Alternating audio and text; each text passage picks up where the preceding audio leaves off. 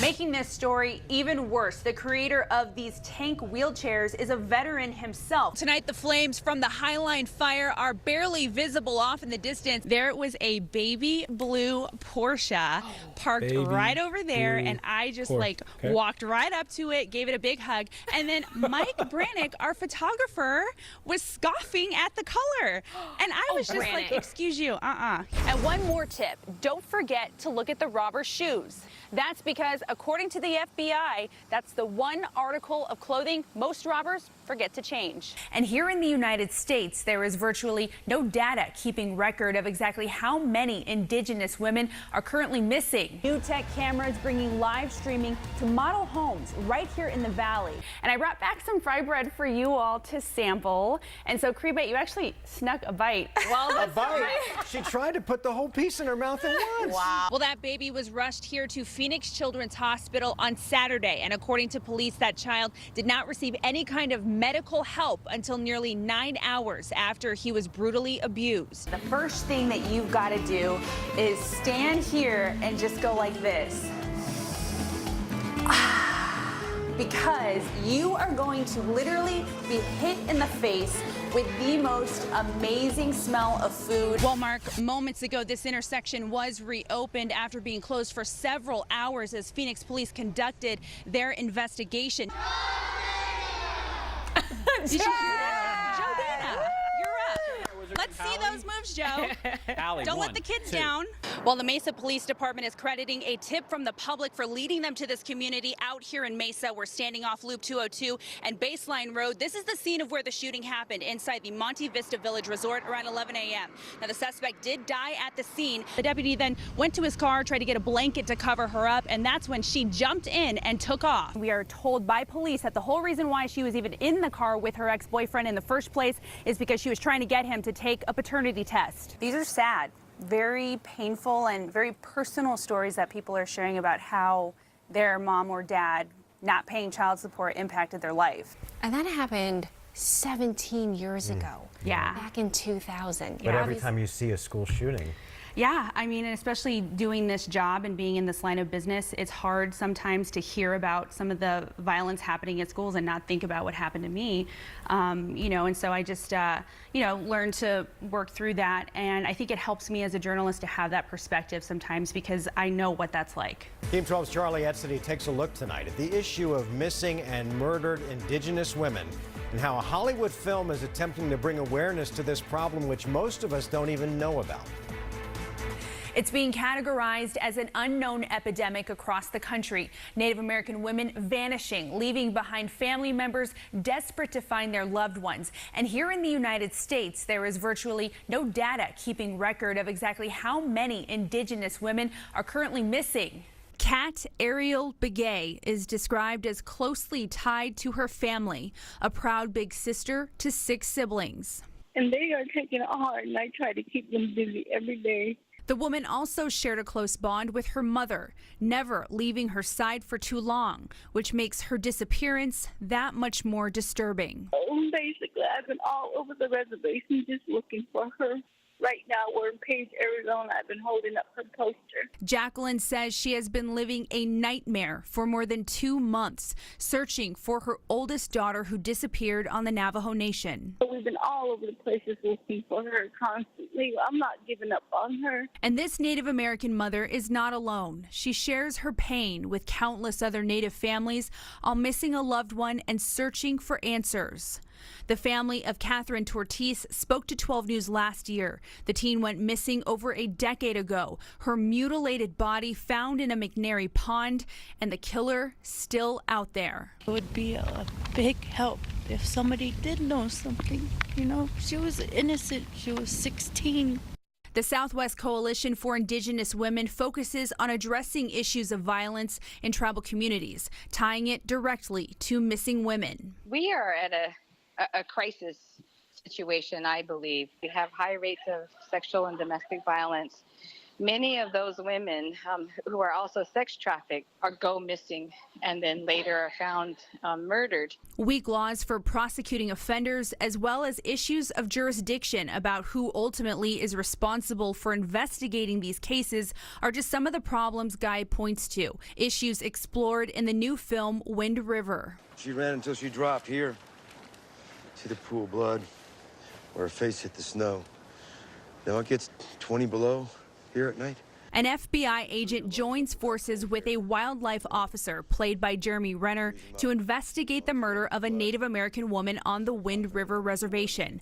When I spoke to Renner, he said he saw the film as an opportunity to bring awareness to an issue he admits he knew nothing about. Those are things that are kind of difficult to talk about, and because there's not a lot of awareness even to it. I mean, so it is important. There's an important sort of weight to this story. Wind River is fiction, but for many families, it's real life. Social media sites dedicated to those missing from tribal communities are popping up all over the internet, with hopes that someone, somewhere, will see a face they recognize. If you have seen my little girl, please let me know. I can't stand being without her.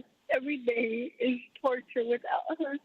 And this year, the Senate designated May 5th as National Day for Missing and Murdered Native American Women and Girls. The hope is to bring awareness to this problem and also bring all of those who are missing home safely. Charlie Edsitty, 12 News at 10. Up first, a 12 News I-Team exclusive. Good evening. I'm Joe Dana, in for Mark Curtis. And I'm Rachel Cole, in for Caribe Divine tonight. Documents that 12 News fought for in court shed more light into an alleged cover-up of disturbing hazing allegations involving several kids at a powerhouse high school football program. Yeah, the I-Team has been investigating this story since last March, and tonight we've obtained the paperwork from a search warrant executed at the school back in June. We want to warn you, several of these details may be disturbing to some. Team 12's Charlie Edsitty joins us with those exclusive new details. Charlie? The documents paint a picture of a football program that both staff members and parents told police they believed to be untouchable. The pages also provide a glimpse into the contradictory stories involving the principal, athletic director, and former head coach during police questioning. Again, some of the details you're about to hear might be disturbing to you. We're learning the voicemail from January that alerted the school's athletic director, Sean Rustad, to the assault allegations was never documented and deleted, but not before Principal Ken James took a listen. And 1 week before police were finally called in February, an email from Assistant Athletic Director Sean Rustad was sent to head coach Steve Bellis titled, quote, "Hazing when adults look the other way." That article eerily similar to hazing allegations leveraged against Hamilton. Rustad instructing Bellis to remind his players how to behave. After the investigation began and head coach Steve Bellis was reassigned, the other coaches held a meeting that players described as suggesting they don't speak to the media or police. Another player reported being told by coaches, quote, "No one can get inside the program if the team does not allow them to." Several players were interviewed as part of the investigation, and one told police Bellis demanded teammates stop, quote, "sticking their fingers in each other's anuses," and then called them, quote, "a bunch of Sandusky's," referring to disgraced college football coach Jerry Sandusky, who was convicted of sex crimes against children. Another coach, his name Manny Palomares, is accused of having walked in on one of the assaults and failed to report it. Detectives concluded former head coach Steve Bellis was aware of specific sex acts occurring in the locker room, going back as far as 2015. And there are also suggestions administrators withheld or deleted emails from parents with information that may have aided investigators looking into the case, even though they had urged the staff and parents to come forward to the administration with any information they may have had about the investigation.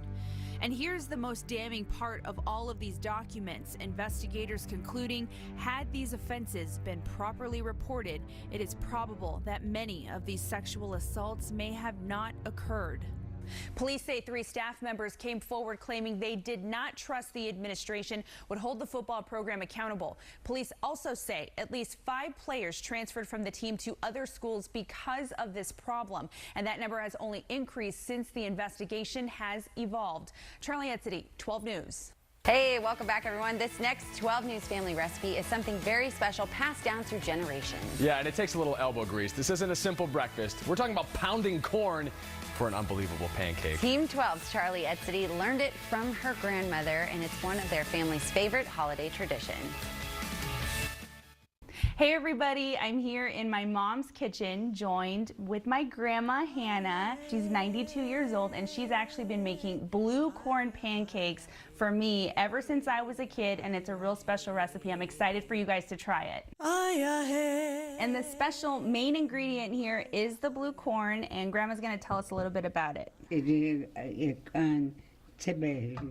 All right, so Grandma said that what you do is you get the blue corn kernels and then you actually grind that with a stone. Oh my gosh. Talk about an arm workout. And you grind it until you get what looks like this. All right, so these pancakes are pretty much like your average pancakes, except of course there's blue corn in this. And I really wanted to learn how to make this because this recipe right here is oral tradition. It's not written down, and my grandma has been making this ever since she's been a little girl, and her grandma passed it along to her, so it's really important for me to learn how to make it too. Dita, 2 cups of cornmeal, 1 cup flour. So we have 1 teaspoon of salt. Baking powder. Oh, baking powder, we have 1 teaspoon. That is shortening, and so we're adding 1 tablespoon right into the dry mixture. And so then we're gonna work this with our hands, and you kind of will get a little bit of like a moist type mixture. We have 2.5 cups of milk right here. And so we're gonna slowly incorporate this into the batter. So I'm gonna start off with about a cup right here, and we're just gonna start going. And we're gonna start mixing this thing up. The more you add the milk, the more it will loosen up, and then you'll get that batter consistency that you want. We are done, and this is what it looks like. And Grandma's checking it out, and she says that we appear to be done. We're good. We're in the final stage of this process. So now we're just gonna take a scoop, and we're going to put it right on here. Make a nice little round pancake. So my grandma just asked me if I did this without the milk. So clearly she is questioning the results of this, but I promise we did it exactly the way she instructed. But clearly I'm gonna need to practice a little more to get it just right, up to Grandma's standards. Right, Grandma? So I appreciate you guys spending time with us in my kitchen. So Grandma, shimasane, adish ita. Oh. Happy holidays, everybody. Woo, Charlie getting called out by Grandma.